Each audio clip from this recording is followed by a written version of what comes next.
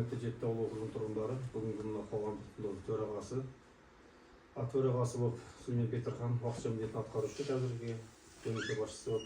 Кайрылуу күн. Бүгүнкү коомдук тыңдаудун такырыбы Жамбыл облусу Жубал ауданы акимдин аппараты коммуналдык мемлекеттик мекемесинин 2026-2035 жылга жетти олдурук турмуштук катты калдыктар полигону ишин коршогон ортага асер этүүгө уруксат алуу боюнча нормативдик кужаттарына уруксат алуу. Баштамакчы Жамбыл облусу Жубал ауданында әкімдігінің аппараты коммуналдық мемлекеттік жетті ауылдық округы жобалаушы жауапкершілігі шектеулі серіктестігі бұдан әрі жауапкершілігі ашық жай жалғастар арқылы қоғамдық тыңдаулар өткізу үшін жалпы жиналыстың хаттамасын енгізу үшін ашық қоғамдық тыңдаудың қатысысын және дауыстарды санауға жауапты тұлғалы сайлау, сондай-ақ қоғамдық тыңдаулардың өткізу ережесін бекіту қажет. Жалпы жиналыстың хатшысы және дауыстары санауға жауапты тұлға болып, жауапкершілігі шектеулі серіктестігі өкілі Дүзелбаева Ләйла Абдуалықызын сайлауды ұсынамыз. Дауыс беріңіздер. Қайырлы күн, құрметті Жетті ауылдық округінің тұрғындары. Рұқсат берсеңіздер бастай берейік. Қазақстан Республикасы, мен өзім тасымалын кешіріңіздер. Есімім Дүзелбаева Ләйла Абдуалықызы, ЭККС жауапкершілігі шектеулі серіктестігінің жобалаушы маманы болып табыламын. Қазақстан Республикасының экология кодексінің 58-ші бабы 2-ші тармағына сәйкес, 73-ші бабы 1-ші тармағына сәйкес қоғамдық тыңдаулар өткізу қағидалары бекітілген. Қоғамдық тыңдаулар өткізу қағидалары Қазақстан Республикасының экология, геология және табиғи ресурстар министрінің міндетін атқарушысы 2021 жылғы 3 тамыздағы номер 286 бұйрығымен бекітілген. Бүгінгі қоғамдық тыңдау жоғарыда көрсетілген бұйрықтың 2-ші тарауындағы ашық жиналыстар нысанында қоғамдық тыңдауларды өткізу тәртібінің барлық тармақтарына сәйкес өткізіліп отыр. Ол дегеніміз сіздерге бір ай бұрын келіп хабарландыру ілініп кеткен болатын және газетке жарияланған, сондай-ақ жүгіртпе жолға берілген. Бүгінгі қоғамдық тыңдаудың тақырыбы Жетті ауылдық округының тұрмыстық қатты қалдықтар полигонына 2026-2035 жылдарға арналған қоршаған ортаға әсер етуінің нормативтік құжаттарына рұқсат алу. Полигон Жамбыл облысы Жуалы ауданына қарасты Шымбұлақ ауылынан батысқа қарай 1700 метр қашықтықта орналасқан. Нысанның аумағы 1,5 гектарды құрайды. Тұрмыстық қатты қалдықтар полигонында қалдықтарды қабылдау, оларды сақтау және оқшаулау жұмыстары жүргізіледі. Полигонның қоршаған ортаны ластауы полигонға қалдықтарды түсіру кезінде, қоқыстарды нығыздау кезінде, оларды оқшаулау кезінде, қалдықтарды үйінде сақтау кезінде болады. Жоба бойынша жылына қоршаған ортаға 2,319 тонна көлемінде 12 ластаушы көздер шығарылады. Жетті ауылдық округінде Кәріқорған, Тасбастау, Қоңыртөбе, Шымбұлақ, Майбұлақ, Қосмұрат 6 ауылдық некен бар. Халық саны 3160 адамды құрайды. Соңғы 2 жылда халық санының жылдық өсімі шамамен 1,5% құрап отыр. Осы мәліметтерді ескере отырып, 10 жыл ішінде қалдықтардың пайда болуының есебі жасалды. Жоба бойынша Жетті ауылдық округі тұрғындарынан 2026 жылы 2026 жылда 339,117, ал 235 жылы 387,743 тонна көлемде тұрмыстық қатты қалдықтар қалыптасады деп есептеліп отыр. Осы қалыптасқан қалдықтардың барлығы полигонға орналастырылады. Тұрмыстық қатты қалдықтар полигонға орналастырмасы бұрын сұрыптаудан өту қажет. Қазақстан Республикасы экологиялық кодексінің 360 бабының 5-ші тармағына сәйкес тұрмыстық қатты қалдықтарды сұрыптаусыз көмуге болмайды.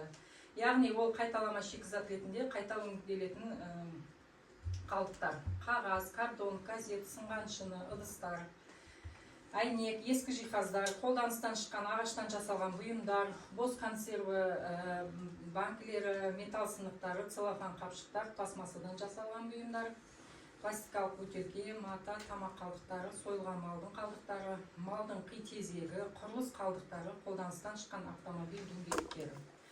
Курамында уутты заттар бар, лампалар, батарейлер, аккумуляторлар, пайдаланылган майлар менен суюктуктар, электрондук калдыктар. Осы аталган калдыктарды кабылдайтын арнайы мекемелер бар. Сол мекемелерге өткүзген жөн. Ал калган сұрыптауга келмейтин калдыктарды полигонга көмеді.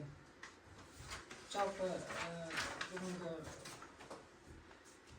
коомдук тыңдаудун такырыбы осы болатын. Рухсат алган рухсат 10 жылга берилген, сол 10 жыл өттү кетти. Енді жаңа рухсат алуу үчүн бүгүн осы сиздердин баштарыңыз болсо, осындай коомдук тыңдоо өткүзүп отурмуз. Енді осы окулган баяндама боюнча, жаңа полигонго катыстуу сурактарыңыз боюнча Мархабат коюңуздар. Сурактарыңыз бармы? Полигонго катысты. Бар. Кайырлуу күн, урматтуу коноктор.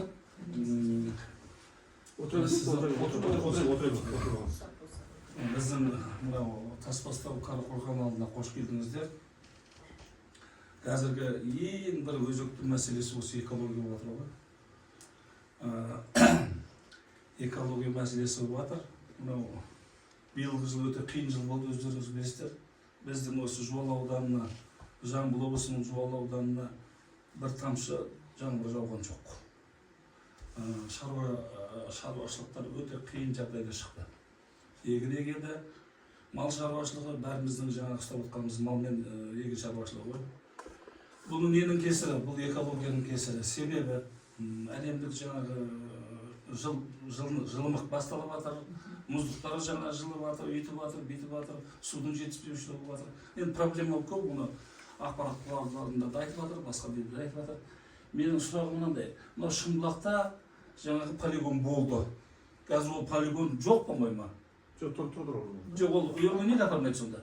Ал. Сол үйірге газ апарып төгіп жатқан жоқ қой? Жоқ, апармағанда не ғой, біз қазір ауданға тасып жатырмыз ғой. Негізі ол өзіміз ашылады, біз өзіміз дұрыс қой. Өшеге төгеміз. Осы біздің округте, осы екі ауылда аптасына 2 мәрте мусор шығарылады. Ол мусор осы жерден тәп өтірік айтпай-ақ қойын, 40-50 километр жерде диқан дейтін ауылдағы полигонға апарылады. Неге? Мына үйдің жанында тұр полигон, жаңа Шымбұлақтағы. Менің естуімше, сол Шымбұлақтағы полигонға рұқсат берілмей қойды. Қоршалмаған, бірнеше жаңа нелерге сәйкес емес деп. Себебі мен білмеймін. Онда қоршау несі көтеріп отырсыз мәселесін, қоршалу керек деп тұрсыз. Енді ол бізге диқанға апарғаннан көріп өнерге апарған бізге ыңғайлы ғой. Ол қоршалған, сыммен қоршалған. Мені ғой немен қоршалса да. Енді сеткемен қоршалған. Қазір сол диқанға апарып жатыр. Бұл енді меніңше сәл қиындық тудырады. Екіншіден біздің қысымыз өте қатал. Оны білесіздер. Қар жауса, боран болса, 2-3 күнсіз жол ашылмай қалатын уақыттарда болады. Сондықтан ол қыстың кезінде кім апарады ояққа? Жоқ, өздеріңізде төгіліп отырғандар. Бұл төгіліп жатқан қайдам қазір.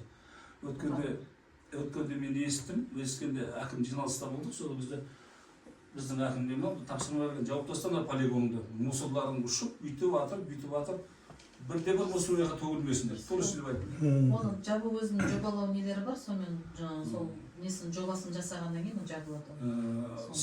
Енді қалай жабу керек екен мен білмеймін енді. Мүмкіндік болса сол полигонды ашу керек. Сол полигон бізге ыңғайлы. Өйткені сояққа апарып Шымбұлақпен біздің округқа кіреді ғой жаңа ауыл. 6 елді мекен бар. 6 елді мекеннен қанша жаңа тонна қоқыс шығып жатқан өздеріңіз білесіздер. Осы мәселені жаңағы шешіп кетіңіздер. Сол полигонды қайтадан ашсын. Рұқсат аламыз аға, сол істекіземіз, сол үшін ғой жиналысты ояққа. Рұқсат берсе, олсыз Құда қаласа 2035-ке бересіздер рұқсат. Рұқсатты осы кісілер береді ғой енді. Қоғамдық тыңдап келіп отырмыз. Сол полигон мүмкіндігі ашылсын деген менің өтінішім бар. Сондай? Қолданыздар Шахранбек. Жеттегі ауылдық округтың ардагерлер кеңесінің төрағасымын. Сеткемен қоршалады ғой айналасы. Сеткемен. Ол енді сеткемен қоршалған. Мына Самсокыда бар. Сол барлығы ұшып пойларға кетіп жатыр. Қоршалу бар. Сол сияқты болып жүрмес әйтеуір. Жоқ, оны қоршауды біз өзіміз істейміз ғой, жетпей ол округ ол кісілер істемейді, бұл кісілерге рұқсат аламыз, болды, біз өзіміз қоршаймыз. Мынау әкімшілікке үлкен рахмет. Бір 3 жылдың көлемі болды, бұл жерде енді ауыл болғаннан білесіз ғой, сәл-салаға төгетінбіз. Соның бәрін жаптырды бұлар. Табличкаларын ілді. Содан жаңа участковый бар, әкіметтің қызметкерлері бар, ескерту жасалды, штраф та салды. Сөйтіп кішкене біздің осы аймақ тазаланды.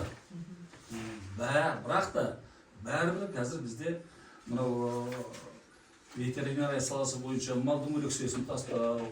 Енді жекелерде мал өліп жаңағыдай болса, ол енді анау диқанға бармайды ғой. Соны не өртемейді, не көмбейді, жаңағы бос жатқан шұқырларға тастап, сондай мәселелер туындап жатыр. Ауыл тарап жатыр. Биылдың өзінде мынау Тасбастау деген ауылдан 7-8 адам больница жатып шықты. Жаңа жарамен подозрение сибирский язваға деп. Оның неден осы экологиядан. Сондықтан мүмкіндік болса өзіміздің жаңа полигонды ашып, қоршайтын болса қоршап, оны уақытылы жаңағы тазалық сақтау әркімнің өзіміздің басталады үйіміз. Солай айтып отырмын. Жаңа нелердің бәрін сұрыптап, сөйтіп барып шығарсақ, қоқыс тартады. Ондай нәрселер болмайды. Регламент бойынша сұрақтар жоқ болса қалған дауысқа салып. Сұрақтарыңыз болды ма? Бар ма? Сұрақ қоятындар? Айтыңыздар, сұрақтар. Болды. Сол ғой проблема. Жоқ, ол түсінікті ғой, ол дұрыс. Құда қаласа бас келіп жатыр ғой, биыл осыны алсақ 2025-тің 2030 кейін құда қаласа 10 жылдық мерзім бересіздер ғой, 10 жылға бересіздер ғой кепілдің несін.